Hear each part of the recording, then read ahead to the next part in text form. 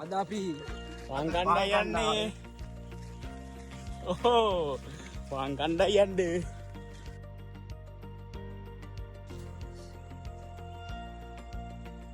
පාන් කෑල්ල කඩාන ගෝණ මස් කෑල්ලක් එක්ක තමා මේක රස බලන්න යන්නේ. බලමු කොහොමද රස කියලා. අපේ ගෑනට මල්ලි සංජුයි තමා මේකේ. කියලා වැඩක් නෑ. පට්ට රසයි. හැබැයි මේ චුට්ටක් සැරයි. කොහොමවත් එලෙන්නේ චෙෆ් ගයන්ත. චෙෆ් ගයන්ත කතා නෑ. ගෝණ මස් එක සුපිරි. පට්ට රසයි. මම කතා කරන්නේ සැර තමයි. තව ටිකකින් මගේ පොලිසියෙන් එනවා ගෝණ මස්. පාන් එක්ක ගැලපෙන්නේ.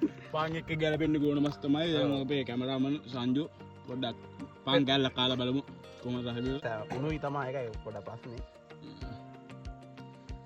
කාපු ගම් බොරුවට මේ ඒව කරනවා. බොරුවට කරන්නේ මේ. මුදයි අපේ චෙෆ්. චෙෆ්ට කතා නෑ චෙෆ් කනවා.